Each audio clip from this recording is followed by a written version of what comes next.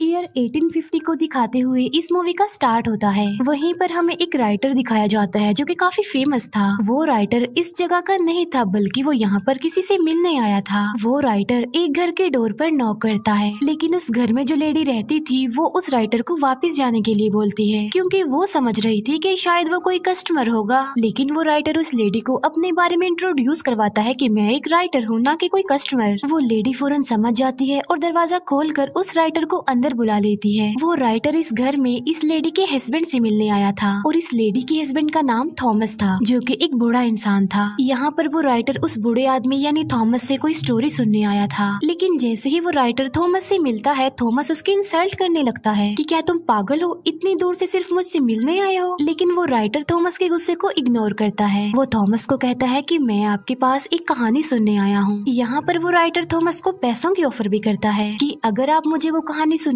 दें तो मैं आपको अपने सारे पैसे दे दूंगा। ये कहते ही वो राइटर थॉमस के सामने अपने सारे पैसे भी रख देता है, लेकिन थॉमस इस ऑफर से साफ इनकार कर देता है और वो उस राइटर को कहता है कि तुम जाओ और गवर्नमेंट हिस्ट्री चेक करो, वहाँ पर तुम्हें वो कहानी मिल जाएगी। लेकिन वो राइटर थॉमस को कहता है कि मैंने वो रियल स्टोरी आपके मुँह से सुननी है, ना कि किसी गवर्नमेंट हिस्ट्री को चेक करना है। ये बात सुनकर थॉमस को राइटर पर गुस्सा आता है और वो उसे वहाँ से जाने के लिए कहता है। साथ साथ थॉमस ये भी कहता है कि मैं कुछ भी नहीं जानता। ये बात सुनकर वो राइटर अपसेट होकर वहाँ से जाने लगता है, लेकिन जो थॉमस की वाइफ होती है वो राइटर को वहाँ से जाने नहीं देती, वो उसका रास्ता रोक लेती है। थॉमस की वाइफ राइटर से माफी भी मांगती है उसके हस्बैंड के बिहेवियर पर। थॉमस की वाइफ राइटर को कहती है कि तुम उसकी किसी भी बात का माइंड मत करना, क्योंकि उस स्टोरी के बारे में थॉमस ने आज तक किसी को भी नहीं बताया, इवन मुझे भी नहीं। और यहाँ पर थॉमस की वाइफ खुद थॉमस के पास जाकर उससे रिक्वेस्ट करती है कि वो अपनी स्टोरी सुनाए और उस इंसिडेंट के बारे में जो उनके साथ पेश आया था। तो फाइनली थॉमस अपनी वाइफ की रिक्वेस्ट सुनकर स्टोरी सुनाने के लिए एग्री हो जाता है। दूसरी बात ये है कि वो लोग काफी गरीब थे, उन्हें पैसों की जरूरत भी थी, इस वजह से भी थॉमस को मानना पड़ता है। थॉमस उस राइटर को अपने पास बुलाता है और उससे कहता है कि मैं तुम्हें सिर्फ उतनी ही स्टोरी सुनाऊंगा जितनी तुम बर्दाश्त कर सकोगे, क्योंकि ये कोई आम बच्चों की कहानी नहीं थी बल्कि ये काफी दुखी कहानी थी। थॉमस बताता है कि ये मेरी लाइफ का एक ऐसा इंसिडेंट था जिसने मुझे चेंज कर दिया। और अब थॉमस अपनी कहानी सुनाना स्टार्ट कर देता है। ये ईयर 1820 होता है। ये उस वक्त की बात है जब समंदर में वेल का शिकार किया जाता था। अब क्योंकि वेल का ऑयल काफी महंगा था इसीलिए उसका शिकार किया जाता था। उस वक्त काफी लोग वेल के ऑयल का बिजनेस किया करते थे और ये चीज उनमें कोई नॉर्मल नहीं थी, बल्कि लोगों को तो वेल का शिकार करने का, उसका ऑयल निकालने का बहुत ज्यादा क्रेज था। इवन लोग इस बात पर बेट भी लगाया करते थे कि जितने भी शिप समंदर में जा रहे हैं उसमें से ज्यादा ऑयल कौन सा शिप लेकर आएगा। वहीं पर हमें एक पर्सन दिखाया जाता है जिसका नाम होता है ओवेन। ओवेन जो कि एक कंपनी के लिए काम करता था। ओवेन की एक वाइफ भी थी, इसका मतलब ये था कि वो अपनी लाइफ में बहुत खुश था। ओवेन जिस कंपनी के लिए काम किया करता था उनका काम भी ये था कि वो वेल्स का शिकार किया करते थे। जाहिर सी बात है ये कंपनी भी ऑयल हासिल करने के लिए ऐसा किया करती थी। ओवेन उस कंपनी के हेड से मिलता है। वो ओवेन को बताते हैं कि इस बार हम समंदर में वेल का शिकार करने के लिए अपना सबसे एक्सपेंसिव शिप भेजने वाले हैं। वो लोग ओवेन को कहते हैं कि उस शिप का ऑफिसर हम तुम्हें बनाकर भेजने वाले हैं। ये बात सुनकर ओवेन काफी अपसेट हो जाता है क्योंकि इन लोगों ने ओवेन से प्रॉमिस किया था कि नेक्स्ट टाइम तुम ही कैप्टन बनोगे, लेकिन उन लोगों ने अपना वादा पूरा नहीं किया क्योंकि वो तो कैप्टन किसी और को बना रहे थे और जिसको वो कैप्टन बनाना चाहते थे उसका नाम जॉर्ज था। जॉर्ज असल में कंपनी के एक ऑनर का बेटा था। इस बार भी कंपनी के वो हेड्स ओवेन से प्रॉमिस करते हैं कि हम नेक्स्ट टाइम तुम्हें ही कैप्टन बनाएंगे। अब क्योंकि ओवेन एक काबिल इंसान था इसीलिए उसकी सैलरी बढ़ा दी जाती है और इसीलिए ओवेन उनकी ये बात मान लेता है और वो उन लोगों को कहता है कि मुझे रिटर्न फॉर्म में दो कि नेक्स्ट टाइम तुम मुझे ही कैप्टन बनाओगे। फिर हम देखते हैं कि ओवेन अपने सफर पर जाने के लिए तैयारियां वगैरह कर रहा था।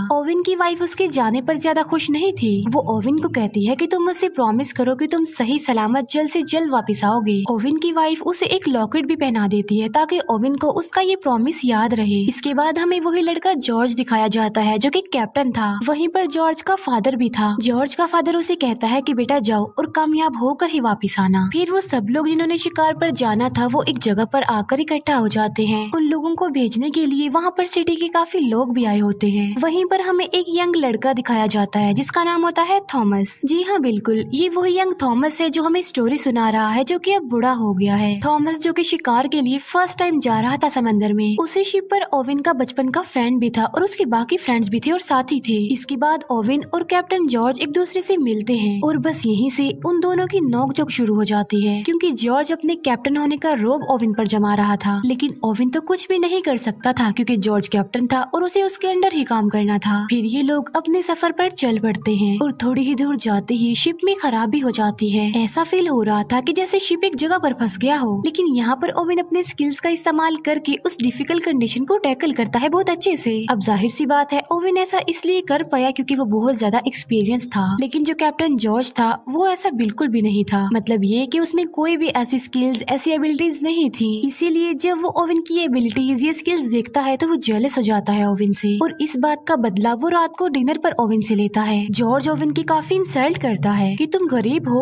और सिर्फ एक फार्मर के बेटे हो। अब क्योंकि ओवेन से ये इंसल्ट बर्दाश्त नहीं हो रही थी और वो कुछ कर भी नहीं सकता था, इसीलिए वो वहाँ से उठकर चला जाता है और अपने साथियों को कहता है कि हमने कल सुबह जल्दी उठना है। उस शिप पर हम ये बात नोटिस करते हैं कि गरीब लोगों को ज्यादा इम्पोर्टेंस नहीं दी जाती थी, बल्कि उन्हें हमेशा छोटा ही समझा जाता था। नेक्स्ट डे जॉर्ज फिर से ओवेन को ऑर्डर लगाने लगता है। अब ना चाहते हुए भी ओवेन को जॉर्ज का ऑर्डर मानना ही पड़ता था। लेकिन फिर तभी ओवेन का ध्यान एक समुद्री तूफान पर जाता है। वो ये बात जॉर्ज से शेयर करता है कि आगे समुद्री तूफान है, हमारे लिए खतरा है, इसीलिए हमें शिप को वापस मोड़ लेना चाहिए। लेकिन जॉर्ज ओवेन की ये बात नहीं मानता और शिप को तूफान में ही ले जाने का ऑर्डर दे देता है। और जब वो लोग तूफान में एंटर करते हैं तो वो लोग वहाँ पर फंस जाते हैं। तूफान में भी ओवेन चिल्ला रहा होता है कि शिप को वापस मोड़ लिया जाए जल्दी से। लेकिन जॉर्ज अभी तक अपनी जिद पर ही अड़ा हुआ था और वो शिप को और ज्यादा तूफान के अंदर ले जाता है। ऐसा करने से उनके लिए काफी खतरा था, उनकी जान का खतरा, शिप डूबने का खतरा। लेकिन किसी तरह करके वो तूफान से बाहर आ जाते हैं। इसके बाद जॉर्ज ओवेन को कहता है कि तुम सबके सामने मुझसे सॉरी बोलोगे और हम इस शिप को वापस अपने आइलैंड पर लेकर जाएंगे। इसका मतलब ये है कि हम व्हेल का शिकार किए बगैर ही यहाँ से वापस चले जाएंगे। लेकिन यहाँ पर ओवेन जॉर्ज को काफी समझाने की कोशिश करता है कि देखो, सिचुएशन को समझने की कोशिश करो, हम वापस खाली हाथ नहीं जा सकते क्योंकि ये बहुत सारे लोगों की जिंदगियों का सवाल है। वो लोग हमारा इंतजार कर रहे हैं कि हम तेल लेकर ही वापस लौटेंगे। और यहाँ पर ओवेन जॉर्ज को राजी कर लेता है। इसीलिए वो लोग वापस जाने की बजाय अपने सफर के लिए आगे बढ़ते हैं। इसके बाद हमें डायरेक्ट 3 महीने बाद का सीन दिखाया जाता है और वो लोग एक ऐसी जगह पर पहुंच जाते हैं जहाँ पर उन्हें बहुत सारी वेल्स मिल जाती हैं। वो लोग वेल्स का शिकार करने के लिए अपनी बोट पर ही निकल जाते हैं। तभी ओवेन एक वेल पर अटैक कर देता है और वो वेल पहले तो बचने की काफी कोशिश करती है लेकिन फिर वो मर जाती है। बाद में वो लोग उस वेल को शिप पर ले आते हैं और वो लोग उसका तेल निकालने लग गए। उन लोगों ने अब वेल के अंदर भी तो किसी को भेजना ही था। अब क्योंकि थॉमस साइज में काफी छोटा था, इसीलिए ओवेन वेल के अंदर थॉमस को भेजता है। फिर शिकार किए उन्हें काफी दिन गुजर जाते हैं लेकिन अब उन्हें कोई भी शिकार नहीं मिल रहा था। और मुसीबत की बात तो ये थी कि उनके खाने का सामान भी खत्म हो रहा था। अब क्योंकि वो लोग ज्यादा आगे तक नहीं गए थे, इसीलिए वो बीच में एक आइलैंड पर रुक जाते हैं। वहीं पर वो लोग एक कैप्टन से मिलते हैं और वो भी वेल के शिकार के लिए ही वहाँ पर आया था। वो सब लोग उस आदमी से मिलते हैं और वो उन लोगों को अपने शिकार की आखिरी कहानी सुनाता है।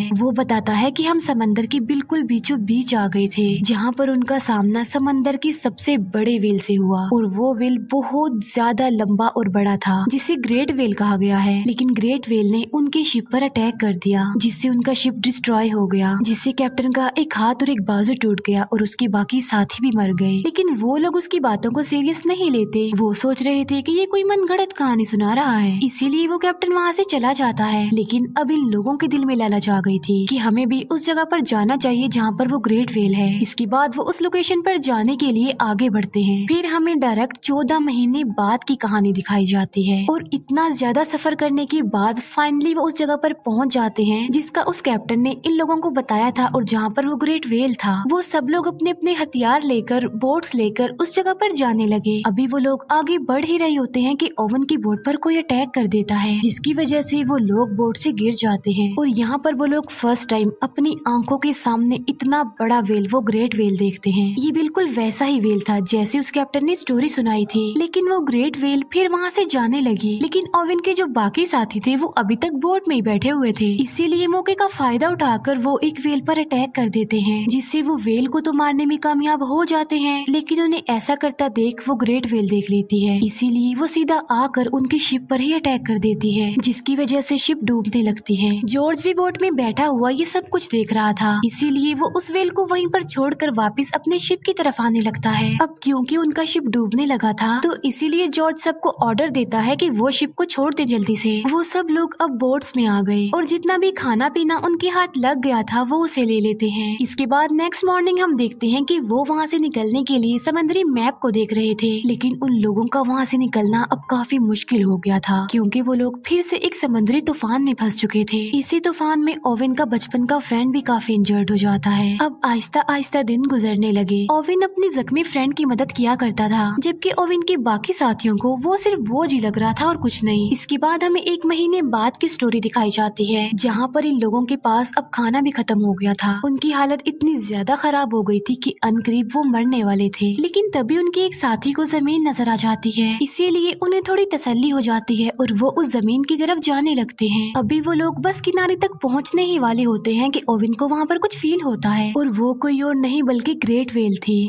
जो कि उन सारी बोट से टकरा जाती है और उनकी बोट्स टूट जाती हैं। तब वो लोग समंदर की लहरों के साथ किनारे तक पहुंच जाते हैं और अब उन लोगों की हालत किसी जानवर से कम तो नहीं थी। यानी आइलैंड पर आकर उन्हें जो कुछ भी मिलता जा रहा था वो उसे ही खा रहे थे जिंदा रहने के लिए। फिर जॉर्ज अपने साथियों को आग जलाने के लिए बोलता है, जिससे होगा ये कि अगर समंदर में कोई शिप होगा तो वो उन लोगों को देख लेगा और उन्हें वहाँ से ले जाएगा। जहाँ पर वो लोग रह रहे थे वो एक बंजर आइलैंड था, वहाँ पर कोई आबादी नहीं थी। फिर एक दिन खाने की तलाश में उन्हें उस आइलैंड पर एक केव मिल जाती है, जिसके अंदर बहुत सारे लोगों के स्केलेटन्स पड़े हुए थे। इसका मतलब ये है कि वहाँ पर पहले भी लोग आकर फंस चुके थे, लेकिन उनकी हेल्प के लिए कोई नहीं आया। इसीलिए वो लोग सोच रहे थे कि वो भी एक दिन उन्हीं लोगों की तरह मर जाएंगे। फिर वो लोग वहाँ से निकलने का फैसला करते हैं और अपने टूटी हुई बोट्स को रिपेयर करने लगते हैं। उनमें से कुछ लोग आइलैंड पर रहने का ही डिसाइड करते हैं और उन लोगों में ओवेन का बचपन का फ्रेंड भी शामिल था। लेकिन जाते जाते ओवेन अपने फ्रेंड से प्रॉमिस करके जाता है कि मैं तुम्हारे लिए हेल्प जरूर लेकर आऊंगा। फिर इसके बाद हमें 48 दिन बाद की कहानी दिखाई जाती है और उन लोगों का काफी बुरा हाल था। खाए पिए बगैर वो लोग बहुत मुश्किल से ही जिंदा थे। और फिर हमें दिखाया जाता है कि उनका एक साथी मर जाता है। तब ओवन का एक फ्रेंड उसकी डेड बॉडी को समंदर में फेंकने वाला था, लेकिन फिर वो लोग एक काफी अजीब चीज डिसाइड करते हैं। वो डिसाइड करते हैं कि हम इसको फेंकेंगे नहीं बल्कि हम इसको खा लेंगे। अब क्योंकि ऐसा करना तो उनके लिए काफी मुश्किल था, लेकिन इसके अलावा उनके पास और कोई ऑप्शन भी तो नहीं था। सब लोग इस बात की वजह से काफी अपसेट भी होते हैं, लेकिन जिंदा रहने के लिए अब उन्हें कुछ तो करना ही था ना, क्योंकि वो एक ऐसी सिचुएशन में फंस गए थे कि वो बिल्कुल बेबस थे। इसीलिए वो अपने उस फ्रेंड को खा लेते हैं और कहानी फिर वापस से प्रेजेंट टाइम में आ जाती है, जहाँ पर हमें बूढ़ा थॉमस दिखाया जाता है। जहाँ पर थॉमस काफी दुखी था कि उन्हें अपने ही साथियों की डेड बॉडी को खाना पड़ा। लेकिन तभी ओवेन की वाइफ भी वहाँ पर रोती हुई आ जाती है। वो अपने हस्बैंड की दुख भरी कहानी सुनकर और ज्यादा दुखी हो गई थी। फिर वो थॉमस को कहती है कि इसकी आगे की स्टोरी सुनाओ। फिर उस इंसिडेंट के बाद एक महीने बाद का सीन दिखाया जाता है, जहाँ पर ये लोग अभी तक समंदर में फंसे हुए थे और वहीं पर भटक रहे थे। अब क्योंकि भूख की वजह से उनका काफी बुरा हाल था, इसीलिए वो मजबूर होकर सरवाइव करने के लिए आपस में ही एक गेम खेलते हैं, जिस गेम में अगर कोई हार जाता था तो उसे मार दिया जाता था और बाद में वो सारे साथी मिलकर उसे खा लेते थे। फिर एक दिन वो कैप्टन जॉर्ज हार जाता है। जॉर्ज अपने कजन को गन देकर कहता है कि तुम मुझे शूट कर दो और मुझे मार डालो, लेकिन जॉर्ज का वो कजन उसे शूट करने की बजाय खुद को ही शूट कर लेता है और बाकी लोग उसे खा लेते हैं। फिर एक दिन उन्हें फिर से वही ग्रेट वेल दिखाई जाती है। तब ओवेन उस वेल पर अटैक करने ही वाला होता है कि तभी ओवेन उस वेल की आंख देख लेता है, इसीलिए ओवेन उस वेल पर अटैक नहीं करता और वो भी वहाँ से चली जाती है। फिर काफी दिन बाद एक शिप दिखाया जाता है और उस शिप के लोग जॉर्ज की बोट को देख लेते हैं, इसीलिए वो लोग उनकी हेल्प करते हैं। और जब शिप का कैप्टन ये देखता है कि बोट में इंसानी हड्डियां पड़ी हुई हैं, तो वो काफी शॉक्ड रह जाता है। और वो बोट जिसमें ओवेन और थॉमस थे कि वो तो दूसरी बोट से अलग हो चुकी थी। ओविन और थॉमस का काफी बुरा हाल था, वो मर रहे थे। लेकिन फिर तभी ओविन की नजर एक शिप पर पड़ती है और वो हेल्प के लिए उस शिप को बुला लेते हैं और फिर इस खतरनाक सिचुएशन से वो बाहर आ जाते हैं। फाइनली उन लोगों को बचा लिया जाता है और कुछ दिनों बाद उन्हें उनके घर पर लाया जाता है, जहाँ पर सिटी के लोग उन लोगों को देखकर काफी हैरान रह जाते हैं, क्योंकि उन्होंने तो एक्सपेक्ट किया था कि ये तो कब से ही मर चुके होंगे। वहीं पर ओविन की वाइफ भी उसके लिए वेट कर रही थी। ओविन की वाइफ जल्दी से उसके पास आती है और वो दोनों मिलते हैं। फिर उसी दिन ओविन और थॉमस मिलते हैं, जहाँ पर ओविन थॉमस को निशाने के तौर पर अपने वेल पिन दे देता है। इसके बाद कंपनी के लोग ओविन और जॉर्ज को बुलाते हैं उनसे स्टोरी सुनने के लिए जो उनके साथ समंदर में बीत चुका।